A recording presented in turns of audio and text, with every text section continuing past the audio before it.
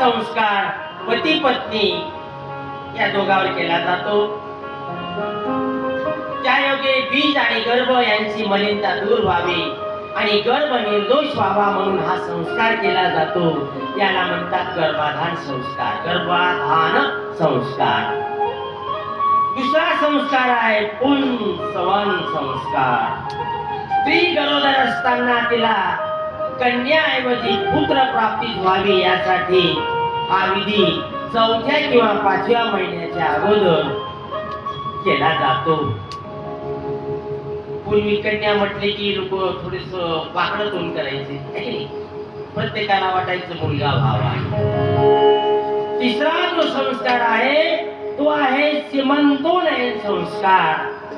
गर्भाची शुद्धी करण्यासाठी हा संस्कार केला जातो. हा 7व्या महिन्यामध्ये केला जातो. आपल्याकडे केला जातो पहा. त्याला कोणता चोळी घालणे, बरोबर आहे? 7व्या महिन्यामध्ये. 4था संस्कार आहे जात कर्म संस्कार. मातेने भोजनामध्ये गरोदरपणी जर सदोष अन्न खाल्लं असेल तर त्याची या संस्कारात शुद्धी होते. 5वा आहे नामकरण संस्कार. मुलाचं आयुष्य बुद्धी यांची वाढ व्हावी म्हणून लौकिक व्यवहारासाठी नामकरण विधी केला जातो.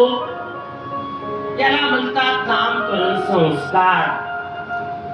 6वा जो संस्कार आहे तो आहे निष्क्रमण संस्कार.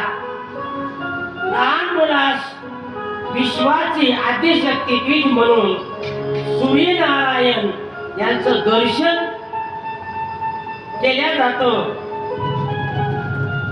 ते मंत्रयुक्त संस्काराने केल्या जातं म्हणून या संस्काराला म्हणतात निष्क्रमण संस्कार. 7वा आहे अन्नप्राशन संस्कार.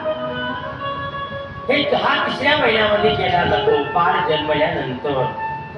या संस्काराने मातेच्या गर्भात मलिन अन्नरसाने जे दोष निर्माण झाले त्याचे परिमार्जन केले जातं. 8वा आहे चुडा कर्म संस्कार.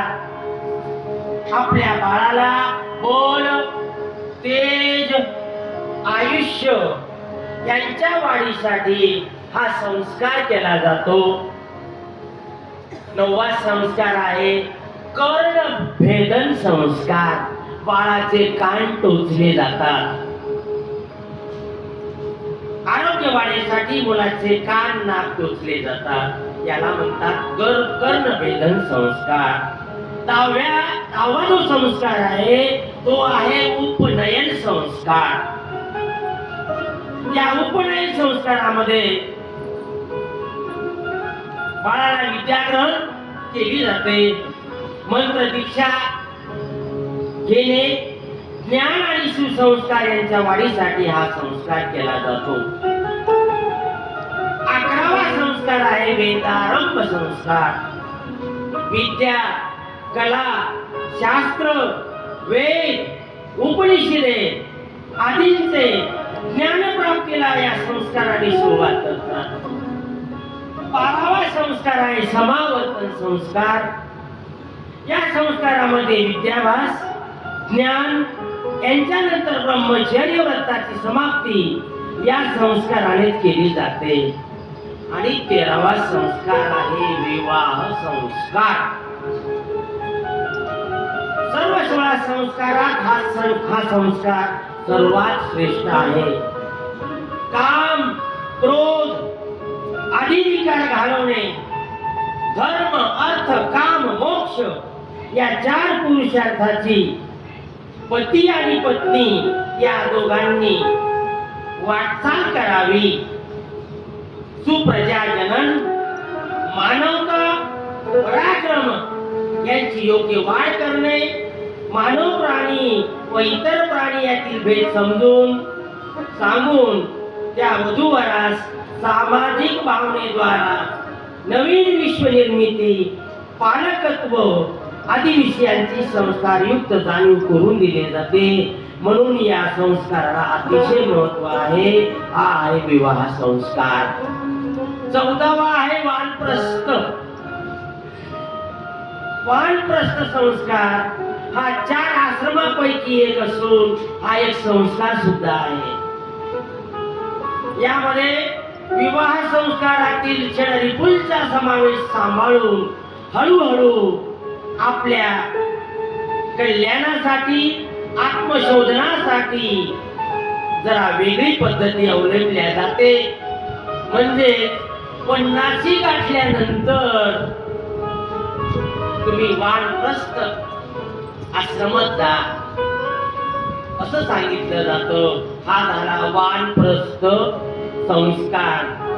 15वा आहे संन्यास. हा संस्कार असून पुरुषार्थ सुद्धा आहे. या वानप्रस्थ आश्रमातील वेगळी जीवन पद्धती अंगीकारल्यानंतर पूर्णपणे उपभोग पद्धतीचा त्याग करून आसक्ती विरहित जीवन जगणे हे सांगितले जातं. आणि शेवटचा संस्कार आहे अंत्येष्टी संस्कार. अंत्यविधी हा व्यक्तीच्या मरणानंतर सुरू होतो. या मृत आत्म्याच्या सर्व भल्या बुऱ्या वासनांचा क्षय करून त्याला योग्य सद्गती संस्काराद्वारे मिळवून देणे याला अंत्येष्टी संस्कार असं म्हणतात. या संस्कारामध्ये दशक्रिया, श्राद्ध, पिंडदान, उत्तरक्रिया केल्या जाऊन त्या मृत जीवास योग्य सद्गतीची विधियुक्त तयारी केली जाते.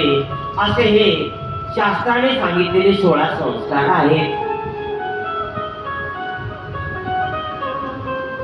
संस्काराची समाजाला गरज आहे. संस्कृती टिकली तर देश टिकेल. आम्ही अतिशय भाग्यवान आहोत की आमचा जन्म या भारत खंडामध्ये झाला.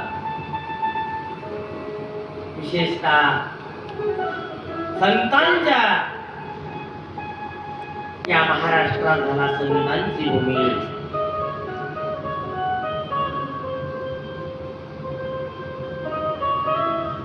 आणि आपला जिल्हा हिंगोली. पूर्वी एकच जिल्हा होता, परभणी. या जिल्ह्यामध्ये बघा संत नामदेव महाराज, त्याच्यानंतर संत जनाबाई, आणि ते पवित्र